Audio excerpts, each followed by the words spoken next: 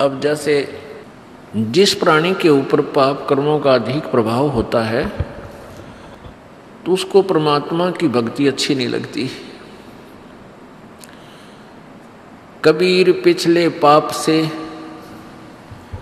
हरि चर्चा ना भावे, के ऊँघ के उठ चले या और बात चलावे। पापग्रस्त प्राणी या तो सत्संग में आया नहीं करे, और आ जाता है किसी के कहने से, प्रार्थना करने से, माता पिता के दबाव देने से, या कोई रिश्तेदार, कोई मित्र, सहेली, सखी, भाई बहन आ जाते हैं।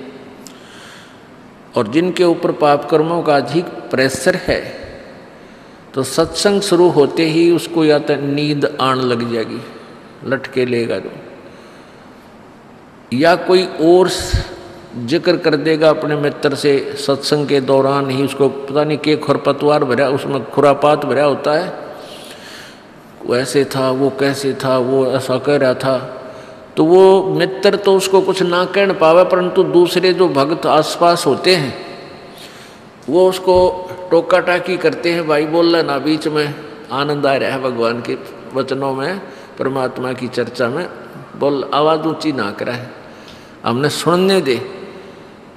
तो फिर वो क्या करता है, उठ के चल पड़ता है, चला जाता है, वो बैठ नहीं सकता।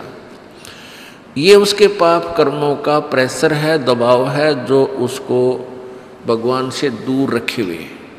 यहाँ से तो उठकर चला गया और बनवाना की यात्रा में एक्सीडेंट होकर मर गया, वहाँ से कहाँ जाएगा। अब फिर क्या होगा, वो बैल बनेगा, नाथ डलेगी, रस्सा बांध दिया जाएगा। अब अपनी मनमानी नहीं कर सकता, ना समय पर चारा चर सकता, ना समय पर जल प्राप्त कर सकता, ना बोल कर बता सकता मुझे कहाँ दुख है, मुझे प्यास लगी है या भूख लगी है। लगी रहो। तो क्या बताते हैं भगवान, कबीर पिछले पाप से हरि चर्चा ना भावे, या ऊँघ या उठ चले, के और बात चलावे। या तो ऊँघ लग जाएगा या उठ कर चला जाएगा, यहाँ बैठेगा तो और इधर उधर के गप्पे मारेगा। तुलसीदास जी कहते हैं, तुलसी पिछले पाप से, पिछले जन्म जन्मांतर के पाप जो एकत्रित होते हैं प्राणी को, जो प्रारब्ध में मिले हुए होते हैं, उन पापों के प्रभाव से हरिचर्चा ना भावे। जैसे जबर के बेगते भाई भूख विदा हो जावे। जिस प्रकार किसी व्यक्ति को मलेरिया हो गया हो, मलेरिया जबर हो जावे, उसको भूख लगनी बंद हो जाती है। और घर वाले कोशिश भी करते हैं कि ले थोड़ा सा खा ले, सेब खा ले, संतरा खा ले, रोटी खा ले, तो वो खाना खाने की चेष्टा भी करता है, तो उसको वो वस्तु सेब भी कड़वी नजर लगती है, महसूस होती है,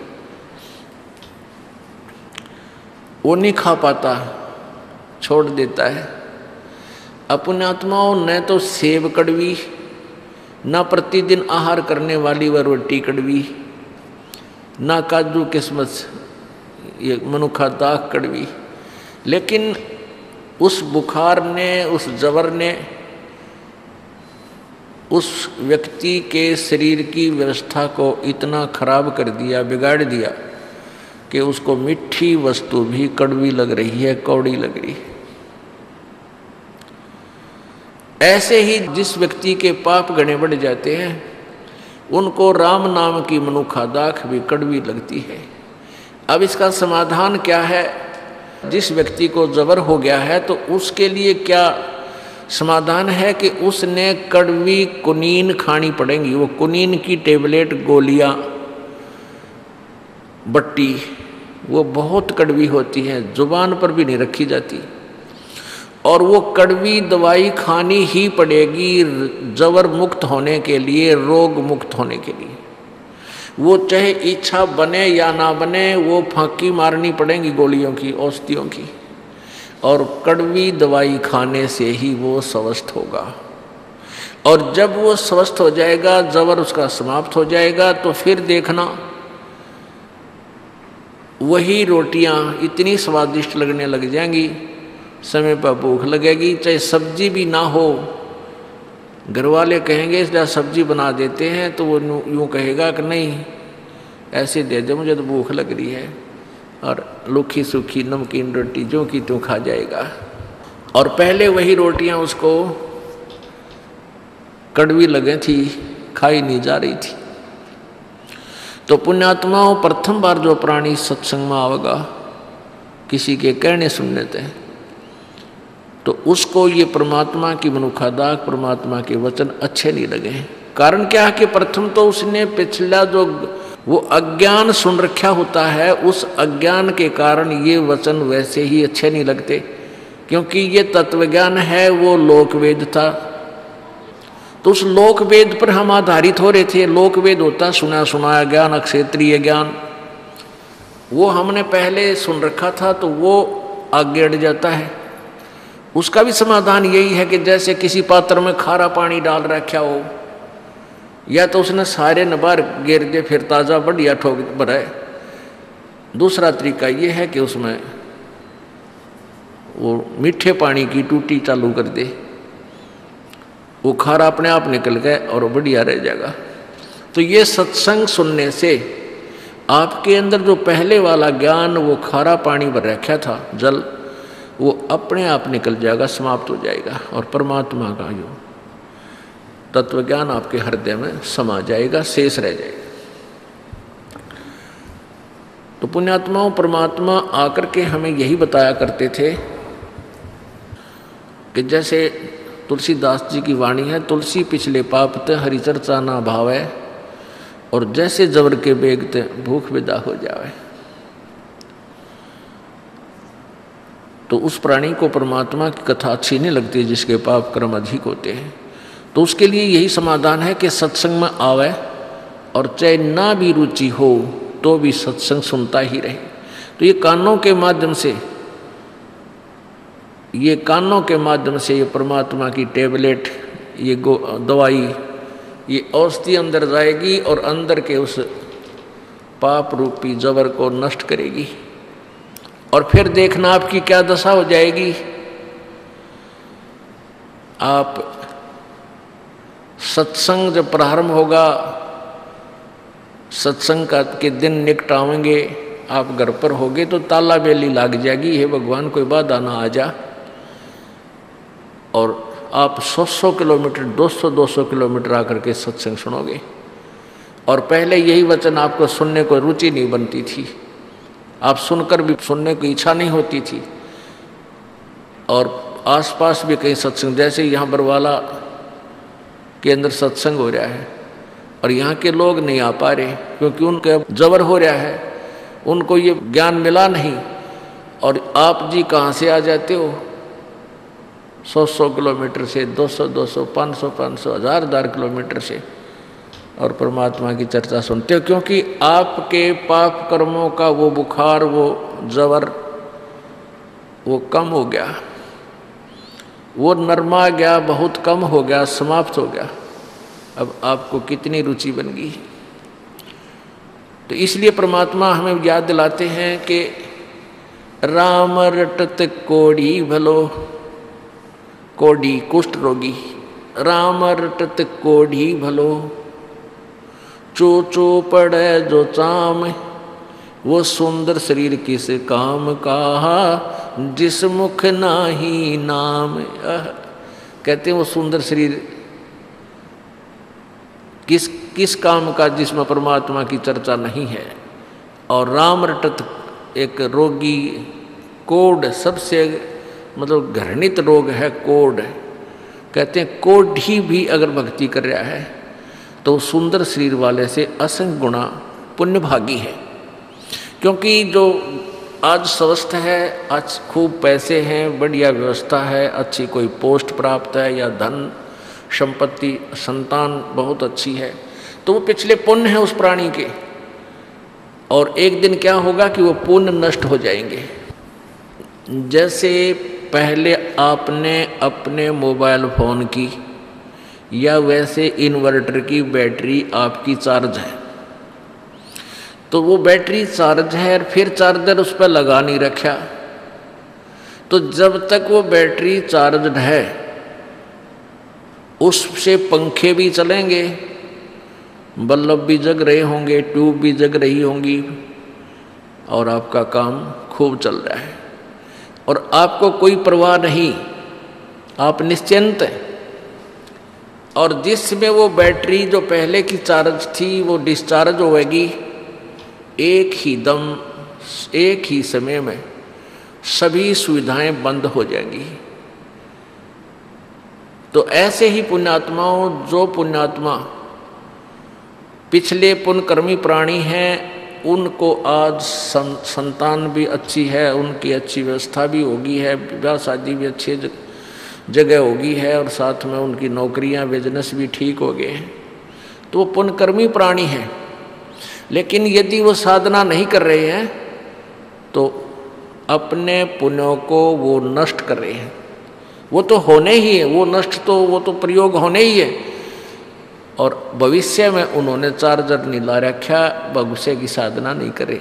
यदि कोई भक्ति कर भी रहा है और शास्त्र विधि रहित कर रहा है तो भी यूजलेस है।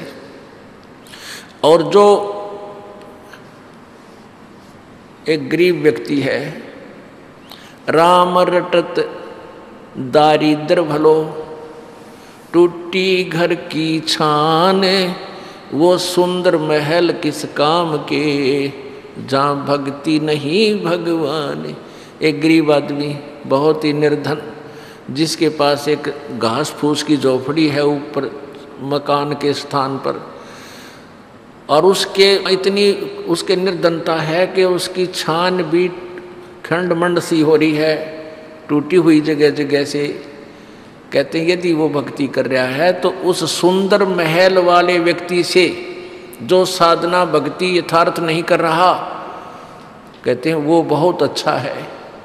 क्योंकि जो सुंदर महल वाला है, अच्छा स्वस्थ शरीर है, सुंदर शरीर वाला है, भक्ति से यथार्थ नहीं कर रहा है, तो वो अपने पुण्यों को ही खा रहा है, बर्बाद कर रहा है, भविष्य की तैयारी नहीं कर रहा है, भविष्य के पुण्य साधना नहीं कर रहा है। तो वो तो लास्ट में बहुत दुख होगा, 84 लाख योनियों में पशु पक्षियों की योनियों में जाएगा।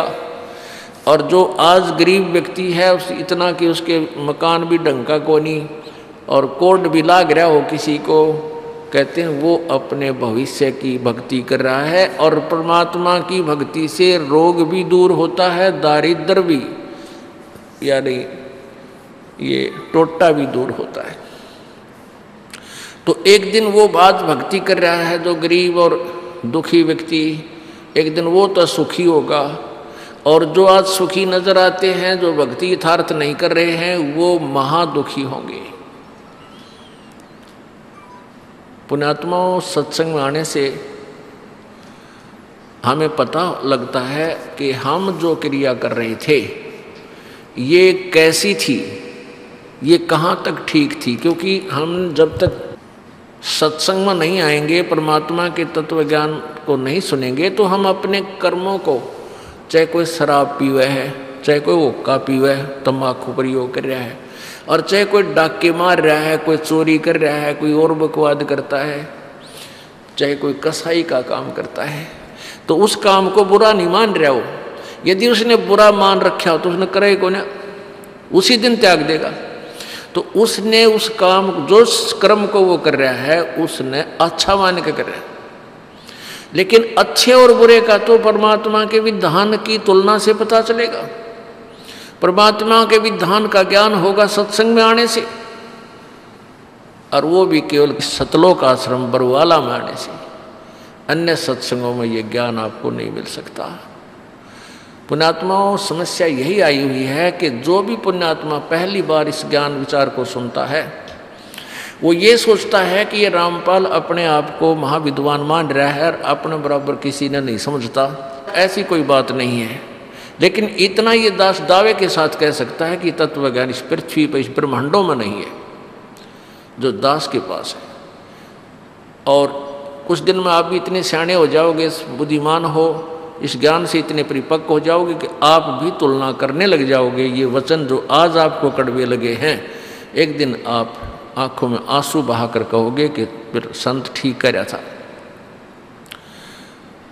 परमात्मा भी कहा करते थे, जैसे गोरखनाथ जी से प्रभु ने कहा था कि तेरी साधना गलत है, तू ऐसे ऐसे काल के जाल में है। गोरखनाथ जी ने कहा था कि तुम मेरा वचन मोए कड़ुआ लगे, तो परमात्मा ने कहा था कड़ुआ लगे सो मीठा होई, हमारी बात पतिज जोई, कि आज तुझे जो कड़वा लग रहा है ये मेरी बात पे विश्वास करेगा तने मीठी हो जाएगी ये बात। यही तो पुण्यात्मा जो सत्संग है, ये इसलिए हमारा ज्ञान जो है आपको एकदम खटकता है कि आपने पहले अज्ञान भर रखा अपने अंदर सारा।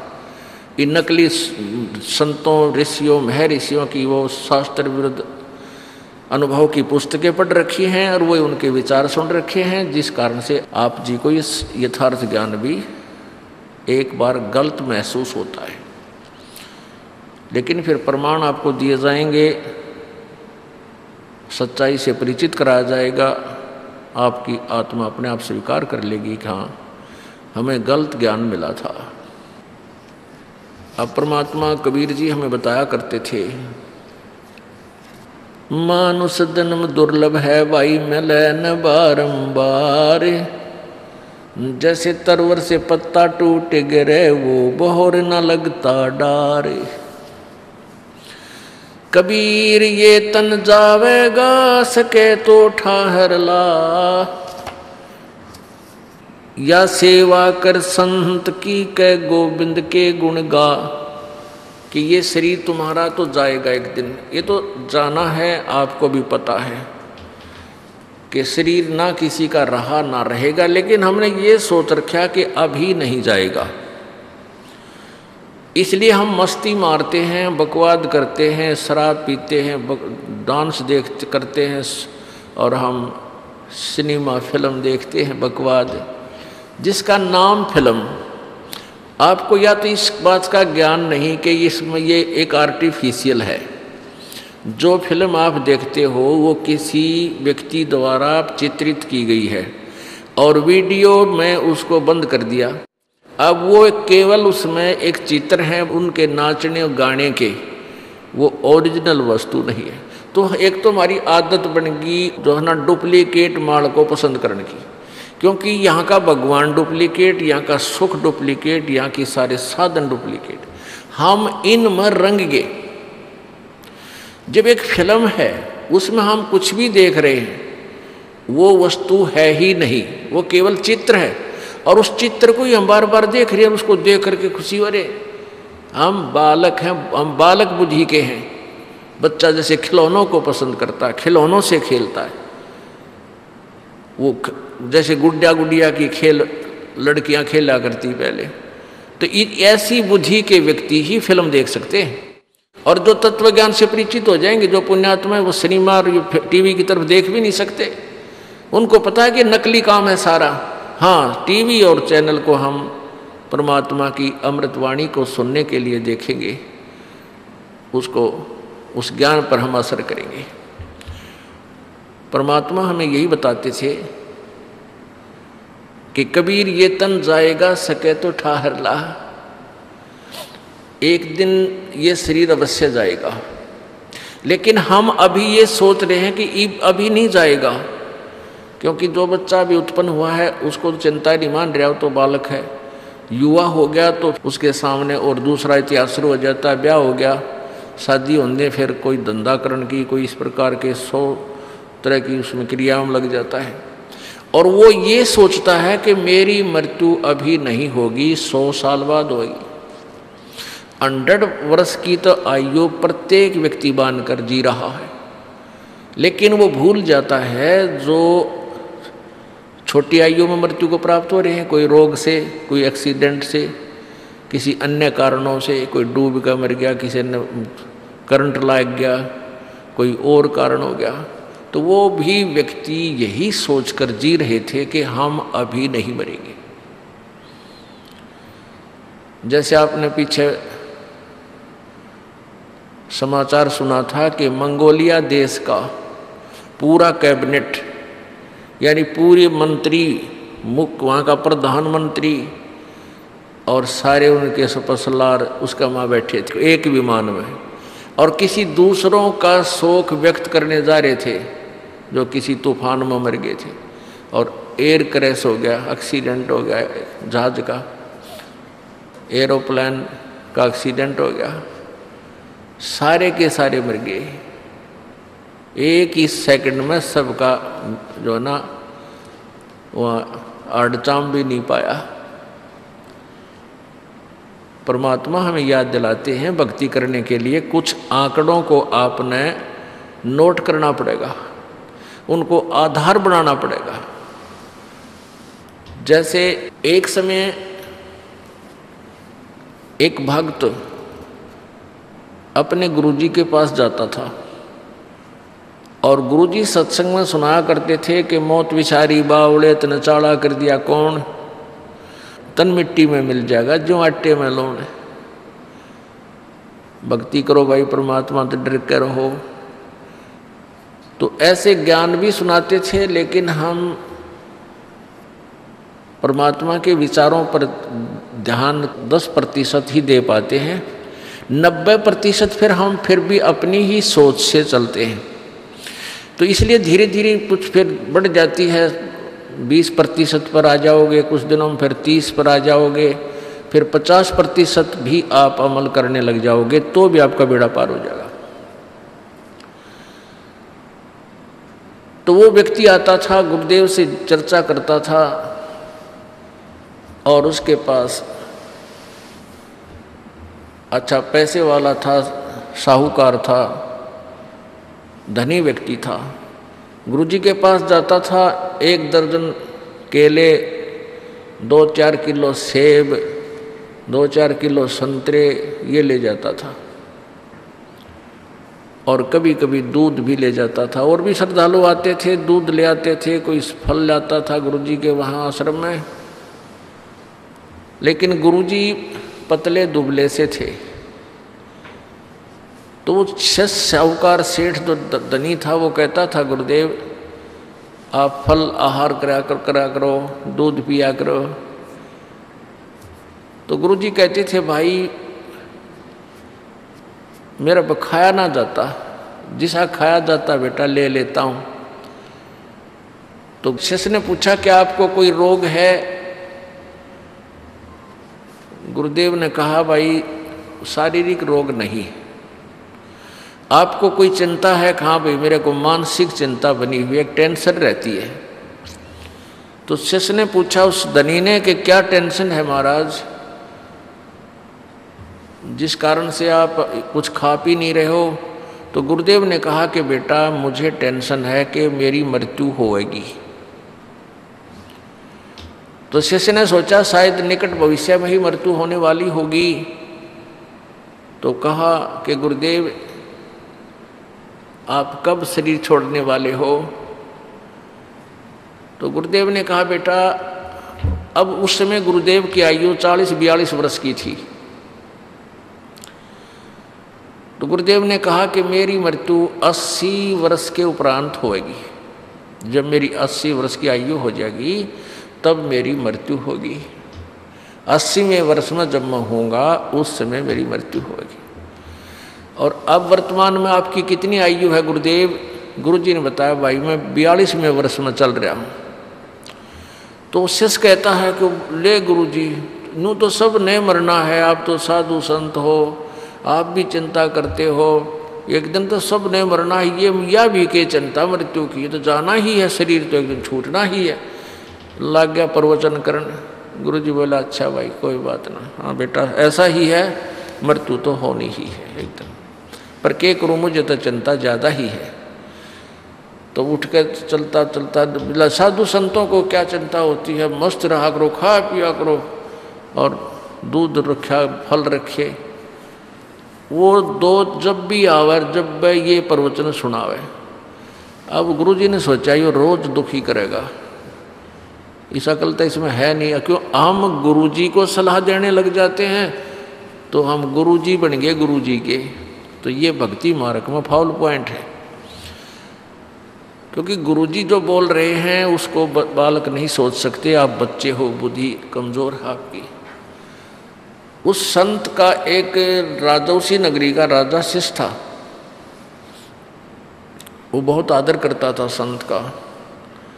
तो उस राजा से उस संत ने कहा कि आप उस एक सेठ है आपके यहाँ बाजार में, यो नाम है उसका, उसको आप किसी केस में झूठा केस बना के और सज़ा सुना दो, लेकिन मारना नहीं है उसको, केवल एक लीला है या मैं कहूँ ऐसे करता रहे। तो उस सेठ ने, उस राजा ने उस सेठ को पकड़ लिया, 302 में यानी सजाए मौत सुना दी कि तूने एक आदमी की हत्या की है। और वो सेठ नट रोवर बेगन करे पर को ना सुने, उसको 300 यानी सजाए मौत सुना दी। पहले मौत, हत्या के बदले सजाए मौत होती थी। और 1 महीने का समय धर दिया 14 का, चतुर्दशी यानी किसी महीने की जो है ना चतुर्दशी को रख दिया। मैं उस चतुर्दशी को इसको सूली तोड़ा जाएगा, फांसी। और गुरुजी ने ये कहा था कि जब इसको कहीं बंद करो कोठड़ी में, कैद में इसको रखो, तो इसके पास दूध के पात्र भरे हों, 5-4 किलो दूध रखा रहे, और सेब संतरे काजू किशमिश बहुत संख्या में इसके पास होने चाहिए। तो राजा ने अपने गुरुदेव के आदेश अनुसार जिस कोठड़ी में, जिस कैद में, जिस अलग से कमरे में उसको बंद कर रखा था, उसमें दूध और सेब संतरे नारे नारे अलग अलग टोकरियाँ में दे रखे, रोज़ ताजे बदल दे। जब रह लिए 4 दिन उस 14 के, अबू लाला जी अच्छा मोटा तगड़ा सेठ थी, सूख के कति अस्थि पिंजर हो गया उसका। अब वो गुरुजी गए उस जेल में, वो कोठड़ियाँ बनी हुई थी लाइन में, आगे लोहे के सरिया के वो लगे हुए थे गेट। महाराज जी जा रहे हैं, उस सेठ ने पता लग गया कि तुम गुरुजी गए, आवाज़ लगाई, गुरुजी गुरुजी, हे महाराज जी नमो नारायण, हे महाराज जी राम राम। महाराज जी को तो पता था बोल लगा, मैंने देखते आवाज़ लगा होगा, पता लग जाए कौन सी में फिट हो रहा है हमारा भगत। तो उसने, गुरुजी ने ऐसे करके देखा, रे कौन है भाई, कि कौन है जो मुझे याद कर रहा है, बोल रहा है। कहने लगा जी मैं वो आपका भगत है, फलाना राम है। गुरुजी ने ध्यान से देखा, ने बोला भाई तू तो बहुत कमज़ोर हो गया बेटा, क्या बात होगी। कहने लगा जी मेरे को झूठे केस में फंसा रखा है, मैं भगवान की कसम खा के कहूँ मैंने कति मानस नहीं मार रखा, और मेरे को 14 को हे भगवान 4 दिन रह गए, मैंने सजा सुनावेंगे। महाराज जी बोले भाई रोट के मैं खाना खूना नहीं खाता, तो बहुत वीक हो गया रहे, ये सेब संतरे दूध खाया नहीं करे, तू बहुत कमज़ोर हो गया। अब महाराज जी मुँह की तरफ भी ना करा जाता, कति रुचि ये नहीं बनती, मन तो 14 दिखा है 14 से। परमात्मा बोले भाई खाया पिया कर कोई बात ना, मरना से बेटा सबने एक दिन मौत आनी है बेटा, मौत की भी क्या चिंता रहे भले आदमी, तू मेरे तन्यों क्या करता। महाराज जी खाओ पियो मौज कराया करो, और मौत या तानी है सबकी, तो बेटा 14 तो सबकी आनी है, क्यों चिंता कर रहा तो। हे महाराज जी कति बचा लो मर गया कति छोटे बालक से।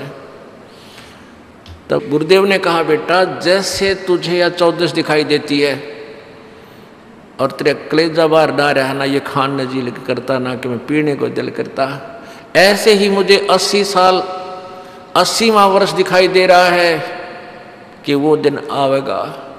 इसलिए मैं अपने मालिक ने याद गणा करता हूँ, मुझे बकवाद अच्छी ना लगती। जैसे आज तुझे यहाँ कोई राग निकालो, चाहे फिल्म चला लो और चाहे कितना डांस कर लो, तेरी रुचि नहीं बन सकती, या कहाँ जी नहीं बन सकती। जब राजा को बुलाया, छोड़ दे तो हमारा भगत है, यूँ गलती नहीं कर सकता। वो तो उनकी बतलाई हुई बात थी, राजा ने बरी कर दिया और चरण पकड़े। परमात्मा बोले ईब सुना, क्या हाल है तेरा। अगजी कति ना तो 2 नंबर का काम करूँगा हैं, और कद्दे भी मिलावट नहीं करूँगा, इतनी तो मैं गलती बहुत करूँ था। तो बेटा तेरे को सुधारना भी था, तू तो आवे था, चलो दान कर गया, उसके बदले धन दे देता भगवान, तो तू दूना माच रहा था और नरक में जाना था तुझे, और ऐसे याद रख, ना विरापत्ति किस कारण से कब से आ जाए तेरे ऊपर, और मालिक की शरण में रहेगा तो बचाव बनेगा। तो परमात्मा हमें क्या बताया करते थे, कबीरा ये तन जावेगा और सके तो ठाहर लाए, या सेवा कर सतगुरु की, एक सेवा कर सतगुरु की और गोविंद के गुण गाए। कहते हैं ये तन तो जावेगा, मृत्यु होगी, अवश्य होगी, ना कोई रहा इस शरीर में ना ही रह पावेगा, क्योंकि ये गंदा लोक है, ये रहने का स्थान नहीं है। ये इसलिए शरीर आपको दिया गया है कि इस मिट्टी से आप सोना बना सकते हो, इस मिट्टी से। इसमें राम सतनाम का बीज बीज के और धर्म आदि ये पांचों यज्ञ की सिंचाई करके आप इसे मोक्ष रूपी ये फल प्राप्त कर सकते हो। यदि ये नहीं कर सके तो ये यूजलेस है, ये मिट्टी में मिट्टी एक दिन मिल ही जानी है। फिर क्या है कि परमात्मा कबीर जी कहते हैं कि कबीर ये तन जावेगा सके तो ठाहर ला। ठाहर क्या होता है, एक सपोर्ट। जैसे पहले पुराने समय में हमने देखा घर कच्चे होते थे, मकान कच्चे मकान थे, मिट्टी की ईंटों से बने हुए, ऊपर से मड प्लास्टर होता था, यानी गारा का प्लास्टर कर दिया करते थे, और उसमें ऊपर कड़ी होती थी, कड़ी लकड़ी, इसकी काठ की लकड़ी की कड़ी होती थी, छोटे छोटे वुडन बैटन बोलना जिसका, और एक सतीर होता था वुडन बीम। तो कई पुराने मकानों में वो बीम जो होता था सतीर, वो क्रैक हो जाता था, और उसके नीचे क्या करते थे वो घर वाले, एक और मोटी कड़ी, मोटी बली बोले बड़ी, ये जैसे बल्ली बोले हैं बल्ली, ऐसी मोटी बल्ली, और नीचे एक प्लेटफार्म सा बना के या कोई पत्थर उत्थर मजबूत रख के जमीन पे, और उस बल्ली ने उसके नीचे सपोर्ट दे देते थे। जहाँ से वो क्रैक हो गया, वो सतीर जहाँ से टूटने वाला था, गिर जाना था, उसने सारी छत गिर जानी थी, मकान गिर जाना था, तो उस एक ठाहर ने, उस एक सपोर्ट ने, उस बल्ली ने उस सतीर को सहारा दे दिया, वो गिरा नहीं, टूटा नहीं। और वो बल्ली से बनवाने 20 वर्ष निकल जाए उसके, वो छातनियों की न रुकी। तो परमात्मा कहते हैं हो सकता है कोई प्रारब्धवश, आपके संस्कारवश आपकी मृत्यु होने वाली है, और छोटी उम्र में होने वाली है, 20 वर्ष में, 30 वर्ष में, 40 वर्ष में। यदि आपने परमात्मा की शरण ग्रहण कर रखी है, कबीर परमेश्वर की, तो वो परमात्मा आपकी इस जीवन को ठाहर बन जाएगी। वो परमात्मा की भक्ति आपके इस जीवन में उस मृत्यु होने वाले समय में ठाहर बनेगी, वो सपोर्ट बनेगी, बल्ली का काम करेगी, और फिर मनमाना आप 20 साल 30 वर्ष और जीवित रह सकते हो। तो परमात्मा कबीर जी कहते हैं कबीर ये तन जावेगा सके तो ठाहर लाए, एक सेवा कर सतगुरु की और गोविंद के गुण गाए।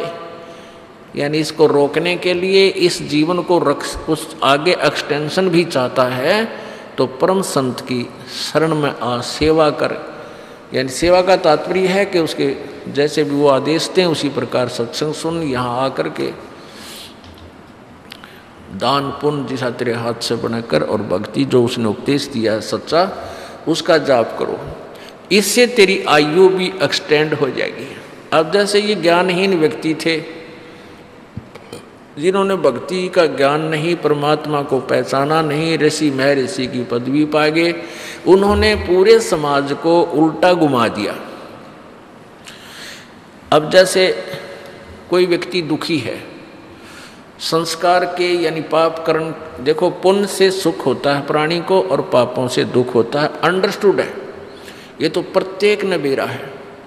जो आदमी घना दुखी हो जाता है तो अपने आप कहता है बुद्धिमान व्यक्ति कि भाई मैंने पिछले जन्म में घने पाप कर रखे, मैंने पिछले जन्मों में घने दोष कर रखे, अपराध कर रखे, आज मेरे ऊपर आपत्ति पर आपत्ति आ रही है, मेरा राम रूस गया। और जिसके सब सुख हैं, अच्छी व्यवस्था है, बच्चे भी ठीक हैं, पूरी संतान संपत्ति है, तो आम व्यक्ति भी नो क्या करें भाई, ये तो घना है पुण्यकर्मी प्राणी है, यानी घने अच्छे कर्म कर रहा है पिछले जन्म।